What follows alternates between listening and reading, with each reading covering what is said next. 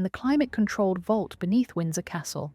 A conservator's gloved hand pauses over a velvet case, catalogued simply as unworn, 1952 to 2022.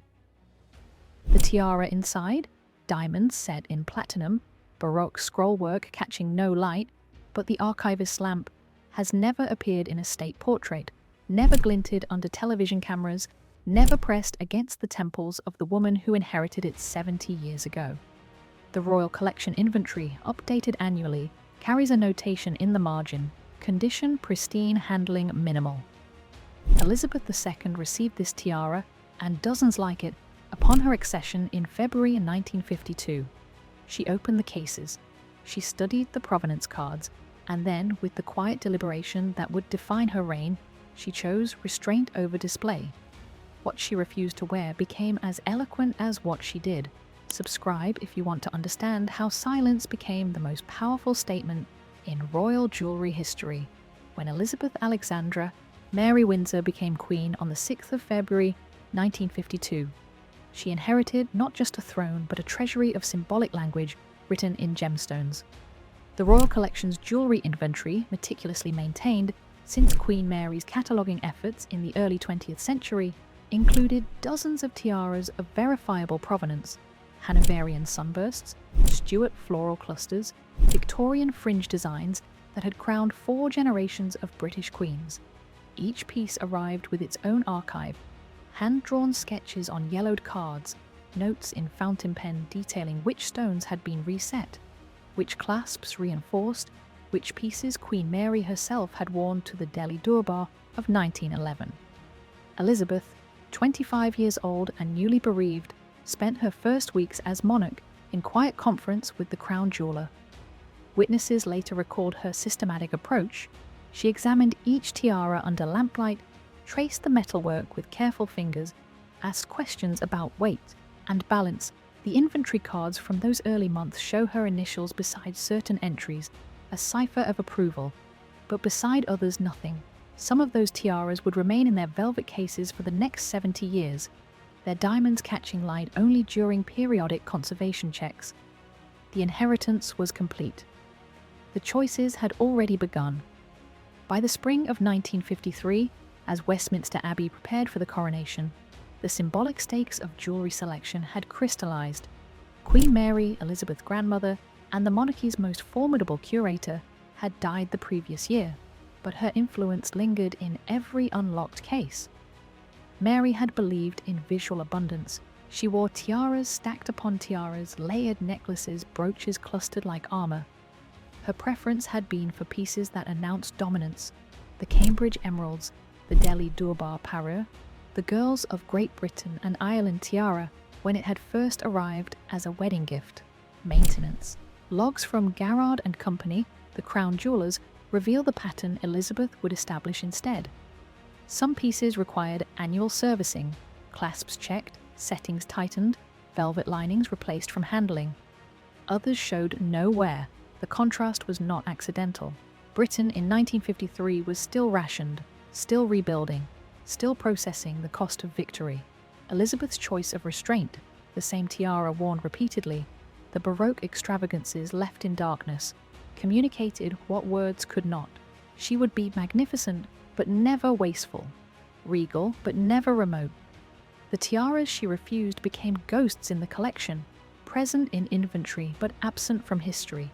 State portrait sittings throughout the 1950s show the same pieces recurring: the girls of Great Britain and Ireland tiara, the Vladimir tiara in its simpler settings.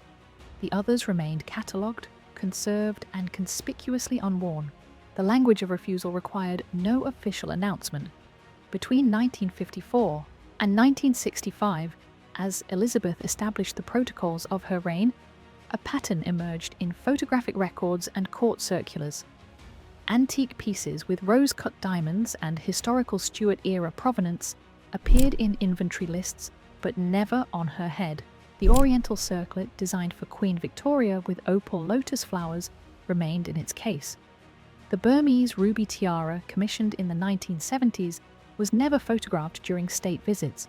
Royal archivists later noted the consistency. Elizabeth gravitating toward pieces with simpler lines, avoiding the theatrical height and baroque complexity her predecessors had favored. Royal observers noted that her choices revealed character. What she wore told the world who she wished to be, while what she refused indicated who she declined to become. The documentation of absence became its own archive. Negative space in state portraits, gaps in the jewel rotation, the quiet refusal to justify or explain.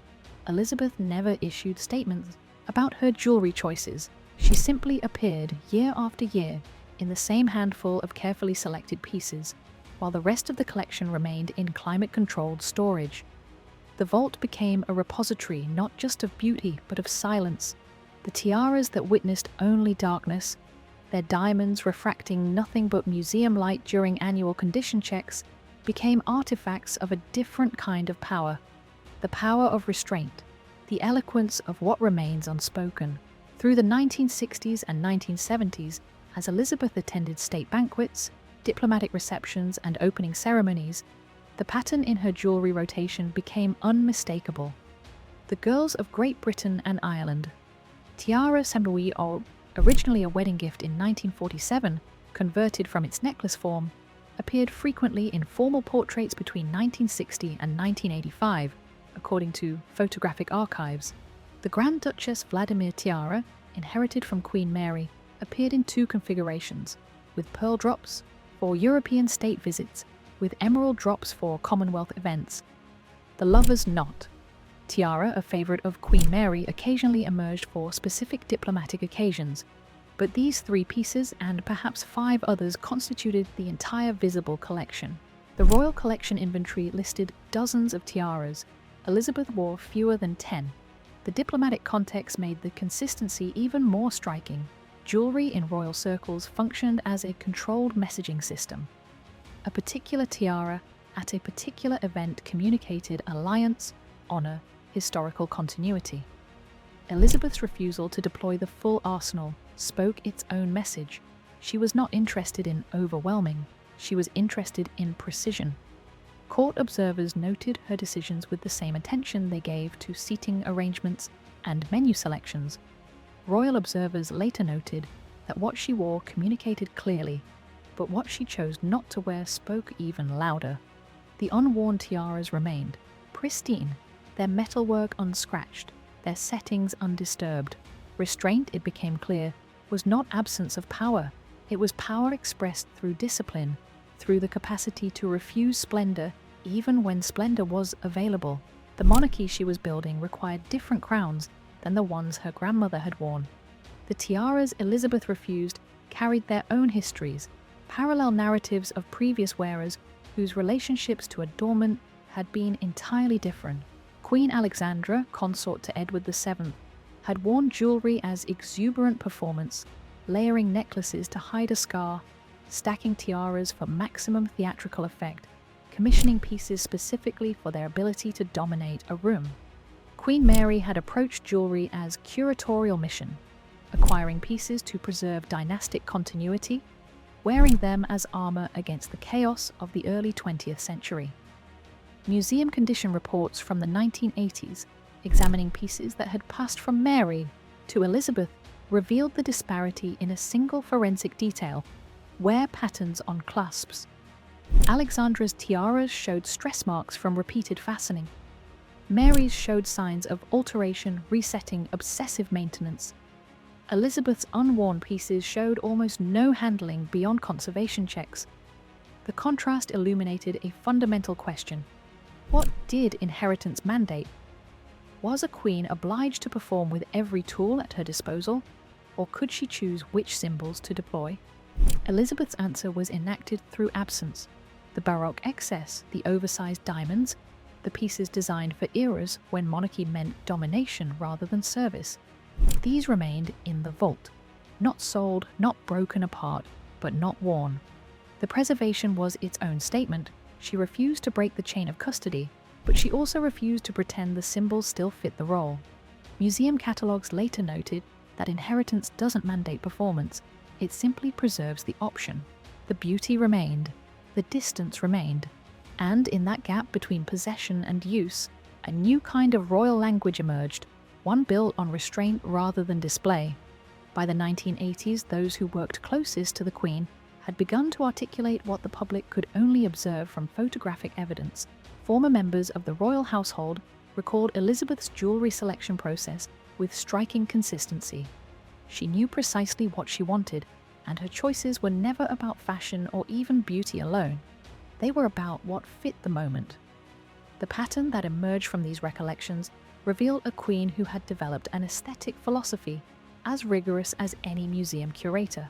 She consistently avoided pieces with excessive height, tiaras that rose more than 4 inches from the hairline, preferring instead designs that sat close to the head. She avoided baroque metalwork, scrollwork that called attention to its own complexity. She avoided tiaras where the diamonds dominated to the point of theatricality. The materials themselves told the story. Elizabeth gravitated toward pieces with platinum frames rather than gold, toward diamonds set in open-back settings rather than closed mounts, toward designs that suggested structure rather than ornament. Contemporary observers noted her commitment to dignity through simplicity, recognizing that, in the television age, restraint would always communicate more effectively than excess. The unworn tiaras, antique pieces with rose-cut diamonds, the Oriental Circlet with its opal accents, the various Victorian fringe designs that had looked magnificent in gaslight but overwhelming under camera flash, represented not just a different aesthetic, but a different conception of monarchy itself. The institution Elizabeth was shaping required precision, not spectacle, consistency, not novelty. The throne she inherited had come with dozens of tiaras. The monarchy she built required perhaps 6. The rest remained witnesses to a transformation they could no longer participate in. The contrast became most visible through the choices of others. During the 1970s and 1980s, as Diana, Princess of Wales, and Sarah, Duchess of York, entered the royal family, the full collection became more accessible for loan. Diana wore the Cambridge Lover's Knot tiara, the same piece Elizabeth occasionally selected, but also appeared in the Spencer tiara, a family piece with theatrical height and diamond intensity that Elizabeth would never have chosen for herself. Sarah wore the York tiara, created specifically for her wedding. Anne, the Princess Royal, rotated through several pieces her mother rarely touched. Photographic archives from state banquets during this era show the generational divide in a single frame. Elizabeth in the Girls of Great Britain and Ireland tiara, simple and structural, while younger royals wore pieces with more baroque complexity. The loan records maintained by the Royalty Collection Trust tell their own story. Pieces Elizabeth had worn once or twice in the 1950s and then set aside were offered to family members for their own use. The pieces she wore consistently, her core rotation of perhaps 6 tiaras, were never loaned.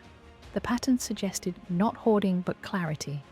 These were the symbols she had chosen to embody her reign. The others, beautiful as they were, no longer fit the monarchy she was building. The cultural context made the divergence even more striking. The 1980s saw the rise of celebrity monarchy, of royal coverage driven by fashion commentary and tabloid speculation. Diana's jewelry choices generated headlines. Elizabeth's consistency generated stability. While fashion magazines analyzed every new piece Diana wore, Elizabeth appeared in the same tiaras year after year, refusing to participate in the spectacle. Her refusals became more visible precisely because others' choices provided a contrast. The unworn tiaras had always been part of the collection. Now they became part of the narrative, the road not taken, the symbols deliberately set aside. The Golden Jubilee of 2002 and the Diamond Jubilee of 2012 offered Elizabeth opportunities to deploy the full theatrical power of the collection. Both occasions, celebrating 50 and 60 years of reign respectively, would have justified maximum splendor. Instead, the photographic record shows the same restraint that had characterized her entire monarchy. The Girls of Great Britain and Ireland tiara appeared at the Golden Jubilee State Banquet. The Grand Duchess Vladimir tiara with pearl drops appeared at key Diamond Jubilee events. Meanwhile, the Bourbon Palmer jewelry collection broke auction records in 2018. demonstrating unprecedented public fascination with royal jewelry. Comparable pieces, tiaras with similar provenance and historical significance, were commanding extraordinary prices at Christie's and Sotheby's. Public interest in royal adornment had never been higher, yet Elizabeth's response was to wear even less. Museum exhibitions began treating the unworn collection as a selling point. When the Royal Collection Trust mounted exhibitions of royal jewelry, the pieces Elizabeth had never worn generated as much interest as those she had. Gallery labels emphasized the absence, part of the royal collection since 1952, unworn during Elizabeth II's reign. The paradox was deliberate.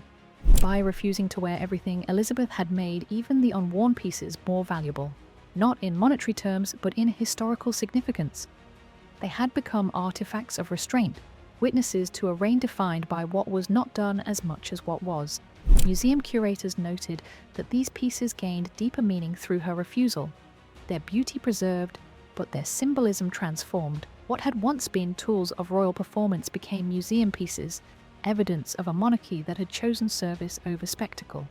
As Elizabeth aged, her relationship with the tiaras she did wear became more intimate, more physically adapted to the reality of a monarch in her 80s and 90s. Jewelry specialists have documented modifications made to her preferred pieces during the 2000s and 2010s. Frames lightened by removing non-essential metalwork, clasps redesigned for easier fastening, height reduced by millimeters to ease the physical burden. The Vladimir tiara, originally designed for Grand Duchess Vladimir of Russia in the 1870s, was adjusted 3 times during Elizabeth's reign to make it more comfortable for prolonged wear.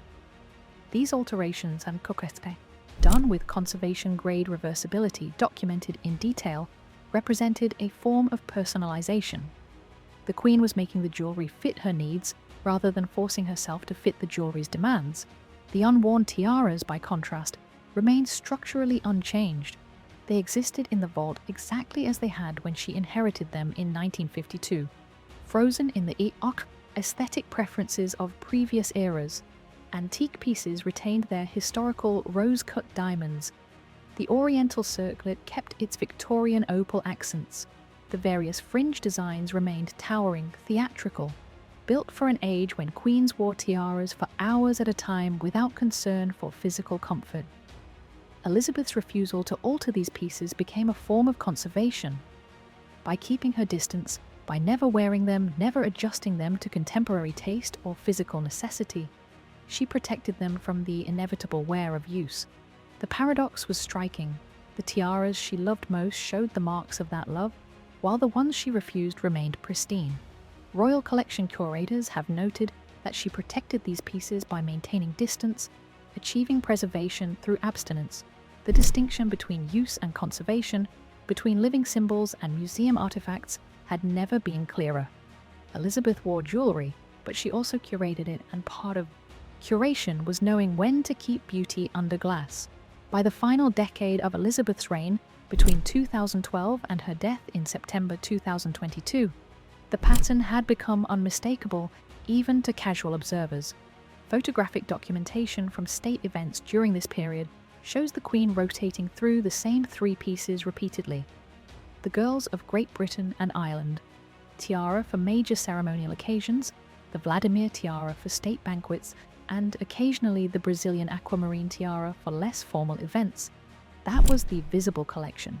3 tiaras out of dozens. Health considerations played a role. Tiaras are physically demanding. Even the lightest designs become burdensome after hours of wear. Age made comfort not just preference but necessity. Yet the consistency predated any physical limitations. Elizabeth had been wearing the same small rotation of tiaras since the 1960s. Her final years simply made the pattern more visible, more obviously deliberate. The unworn collection, meanwhile, grew in historical significance precisely through its non-use. Museum catalogues began treating these pieces as artifacts of a specific kind. Jewelry that had passed through a reign without being deployed, symbols that had been inherited but not enacted. The documentation became its own archive. Royal Collection records from 2020, 2 years before Elizabeth's death, noted condition assessments for tiaras that had not been worn in 68 years. The metalwork remained perfect. The diamonds showed no scratches, the velvet cases retained their shape. These were not neglected jewels. They were deliberately preserved, maintained with the same care as the pieces she wore, but held in reserve for reasons she never publicly explained. The modern monarchy she had built, scaled back, less theatrical, focused on service rather than spectacle, required different symbols than the ones her grandmother had favoured. The tiaras she refused represented not just a different aesthetic but a different conception of royal power. Her final years, with their even more restricted jewellery rotation, made the choice unmistakable. This was not accident. This was clarity. When Elizabeth II died on the 8th of September, 2022, the question of the collection's future became immediate. The tiaras passed to King Charles III, who inherited not just jewellery, but the documentary weight of his mother's 70-year curation. Museum speculation began within weeks. Would Catherine, Princess of Wales, wear the pieces Elizabeth had refused? Would the collection finally be deployed in full? Or would the pattern of restraint continue into a new reign? Royal collection specialists observed that the tiaras she never wore had become historically significant precisely because of that absence. They were now artifacts of her reign as much as the ones she wore constantly. Exhibition proposals proliferated. The Royal Collection Trust received requests to display the unworn pieces specifically, to let the public see the beauty Elizabeth had chosen to keep private. Loan requests came from museums worldwide, seeking to include these pieces in exhibitions about royal jewellery, about women and power, about the evolution of monarchy in the 20th century. The archival documentation became part of the display. Inventory cards showing unworn 1952 to 2022, maintenance logs showing minimal handling, photographic records showing only vault storage and periodic conservation checks. The symbolic weight had inverted. What had begun as refusal, a young queen choosing restraint over display, had become historical statement. The unworn tiaras had been absent from state portraits, from ceremonial occasions, from the visual narrative of Elizabeth's reign. But they had been present in the archives, in the inventory, in the quiet consistency of her choice not to wear them. That presence through absence had made them witnesses to a different kind of power, not the power to dazzle, but the power to refuse dazzlement, not the power to overwhelm, but the power to choose restraint when excess was available. The inheritance question remained open, but the historical significance was already cemented. Absence had been documented as thoroughly as presence, and both told the same story.